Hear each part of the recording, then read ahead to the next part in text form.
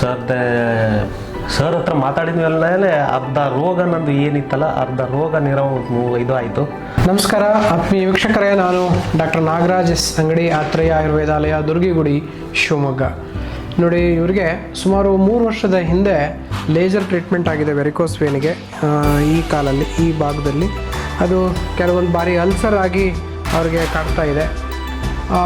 ಜೊತೆಗೆ sciatic problem ಇದೆ ಅವರಿಗೆ, ಗೃದ್ರಸಿ ಅಂತ ಆಯುರ್ವೇದದಲ್ಲಿ ಕರೀತೇವೆ. ಜೊತೆಗೆ ಸ್ಟ್ರೆಸ್ ಮತ್ತು ಸ್ಟ್ರೈನ್, ಇವೆಲ್ಲ ಸಮಸ್ಯೆಗಳಿಗೆ ನಾವು ಇವತ್ತು ಚಿಕಿತ್ಸೆ ಕೊಟ್ಟಿದ್ದೇವೆ. ನೇರವಾಗಿ ಅವರನ್ನೇ ಕೇಳೋಣ, ಚಿಕಿತ್ಸೆ ಹೇಗೆ ಅನ್ನಿಸ್ತು, ಮುಂಚೆ ಇರೋ ಪ್ರಾಬ್ಲಮ್ಗೂ ಈಗಿರೋ ಪ್ರಾಬ್ಲಮ್ಗೂ ಹೇಗಿದ್ದಾರೆ ಅಂತೇಳಿ ನೇರವಾಗಿ ಕೇಳೋಣ. ಸರ್, ಇವತ್ತೇನು ಚಿಕಿತ್ಸೆ ತಗೊಂಡಿದ್ದೀರಿ, ದೂರ ಹುಬ್ಬಳ್ಳಿಯಿಂದ ಬಂದಿದ್ದೀರಿ. ಸೊ ಹೇಗೆ ಅನ್ನಿಸ್ತು ಮತ್ತು ಮುಂಚೆ ಪ್ರಾಬ್ಲಮ್ ಹೇಗಿದ್ದು ಈಗ ಹೇಗಿದೆ ಅನ್ನೋದನ್ನು ಆತ್ಮೀಯ ಆರೋಗ್ಯ ಆಕಾಂಕ್ಷೆಗಳೊಂದಿಗೆ ಹಂಚ್ಕೋಬೇಕು ಅಂತ ಕೇಳ್ತೀನಿ. ಮೊದಲಿಗೆ ನಾನು ನಿಮ್ಮ ವೀಕ್ಷಕರಿಗೆ, ನಿಮ್ಮ ಹಾಸ್ಪಿಟಲಿಗೆ ತುಂಬ ಧನ್ಯವಾದ ಹೇಳ್ತೀನಿ ಸರ್. ನಾನು ಹುಬ್ಬಳ್ಳಿಯಿಂದ ಇನ್ಸ್ಟಾಗ್ರಾಮ್ ನೋಡಿಬಿಟ್ಟು ನಾನು ಇಲ್ಲಿವರೆಗೂ ಬಂದೆ. ನಾನು ಸರ್ ಹತ್ರ ಮಾತಾಡಿದ ಮೇಲೆ ಅರ್ಧ ರೋಗ ನಂದು ಏನಿತ್ತಲ್ಲ ಅರ್ಧ ರೋಗ ಇದು ಆಯಿತು. ಅವ್ರು ಹೇಳಿದ ರೀತಿ, ಅವರು ಕನಸನ್ನು ತೋರಿಸಿದ್ದು ಎಲ್ಲ ಭಾರಿ ಒಂದು ರೀತಿ. ಇದನ್ನು ಎಲ್ಲರೂ ಜೀವನದಲ್ಲಿ ಅಳವಡಿಸ್ಕೋಬೇಕು. ನಮ್ಮ ಲೈಫ್ ಸ್ಟೈಲು ಬಗ್ಗೆ ಏನೈತಲ್ಲ ಅದನ್ನೆಲ್ಲ ಒಂದು ಸ್ವಲ್ಪ ರಿವೈಸ್ ಮಾಡಿ ಏನೇನು ಮಾಡಬೇಕು, ಪ್ರತಿನಿತ್ಯ ಎದ್ದು ಕೂಡಲೇ ಏನು ಮಾಡಬೇಕು, ಏನು ಮಾಡಬಾರ್ದು, ಏನು ತಿನ್ನಬಾರ್ದು ಅಂತ ದರ್ವಂದು ಹೇಳ್ಕೊಟ್ಟಿದ್ದಾರೆ. ಅದರ ಸ್ಟಾಫ್ ಮಾತ್ರ ಭಾರಿ ಅದ್ಭುತ. ಇಲ್ಲ ಹಾಸ್ಪಿಟಲ್ ಮಾತ್ರ very good, well clean, hygiene ಇದೆ. ಭಾರಿ ಸರು ಮಾತ್ರ ಭಾರಿ ಇದನ್ನು ಮಾಡಿದ್ದಾರೆ. ನನಗಂತೂ ಭಾರಿ ಇದಾಯಿತು ಸರ್. ಏನಂದರೆ ಒಂದು 100 kg ಭಾರ ಮೈಯಿಂದ ಇಳ್ದಂಗೆ ಆಯ್ತು ಸರ್. ಏನು ಸರ್, ಇಲ್ಲೇ ಬಂದು ಇಲ್ಲೇ ಟ್ರೀಟ್ಮೆಂಟ್ ತೊಗೊಂಡಿದ್ಮೇಲೆ ಕಾಲು ಅನ್ನೋದು ಭಾಳ ಹೆವಿನೆಸ್ ಇತ್ತು. ಕಾಲು ಇಲ್ಲೇ ಟ್ರೀಟ್ಮೆಂಟ್ ತೊಗೊಂಡಿದ್ಮೇಲೆ ಭಾಳ ಈಸಿ ಆಗಿದೆ ಕಾಲಿಗೆ. ಹಾಂ ಸರ್, ಭಾಳ ಈಸಿ ಆಗಿದೆ. ಬ್ಯಾಕ್ ಪೇನ್ ಇತ್ತು, ಬ್ಯಾಕ್ ಪೇನು ವಾಸಿಯಾಗಿದೆ ಸರ್. ನಿಮ್ಮ ಟ್ರೀಟ್ಮೆಂಟು ಭಾಳ ಅದ್ಭುತ. ಸ್ಟ್ರೆಸ್ ಅಂಕರು ನಂದು ಮೈಗ್ರೇನ್ ಇತ್ತು ಸರ್, ಹೆಡ್ಏಕು, ಒಂದು ಸೈಡು ಇದು ಬರ್ತಿತ್ತು, ತಲೆನೋವು, ಅದು ಈಗ ವಾಸಿಯಾಗಿದೆ ಸರ್. ನೋಡಿ, ಅಂದರೆ ಇವತ್ತಿನ ಎಲ್ಲ ರೋಗಕ್ಕೂ ದೋಷ ಸಾಮ್ಯತೆ ಇದ್ದರೆ ಆರೋಗ್ಯ, ದೋಷ ವೈಷಮ್ಯತೆ ಇದ್ದರೆ ಮತ್ತು ರೋಗ ಅಥವಾ ದುಃಖ ಅಂತ ಹೇಳ್ತೀವಿ. ಸೊ ದೋಷ ವೈಷಮ್ಯವನ್ನು ಸರಿಪಡಿಸದೆ ಯಾವ ಆರೋಗ್ಯವನ್ನು ನಾವು ಕೊಡೋಕ್ಕಾಗೋದಿಲ್ಲ. ದೋಷ ವೈಷಮ್ಯವನ್ನು ಸರಿಪಡಿಸೋದಕ್ಕೆ, ಫಿಸಿಯಾಲಜಿಕಲ್ ಚೇಂಜಸ್ಸನ್ನು ತರೋದಕ್ಕೆ ನಾವು ಔಷಧಿಗಳನ್ನು ನೀಡ್ತೇವೆ.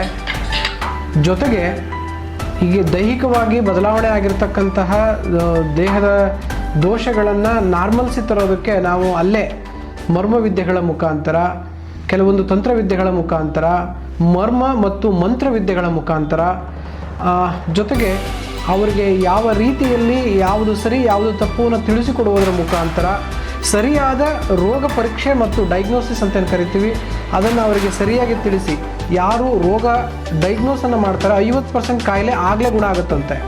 ಹಾಗಾಗಿ ಅವರಿಗೆ ಅದು ರೋಗ ಇದೇ ಹೌದು ಅನ್ನುವ ಮನಮುಟ್ಟುವ ರೀತಿಯಲ್ಲಿ ತಿಳಿಸಿದಾಗ ಅದು ರೋಗ 50% ಅವರಿಗೆ ಗುಣವಾದ ಅನುಭವ. ಅದೇ ಅವರಿಗೆ 100 kg ಇಳಿಸಿದಷ್ಟು ಭಾರ ಕಡಿಮೆ ಆಗಿರೋ ಒಂದು ಸಂಕೇತ.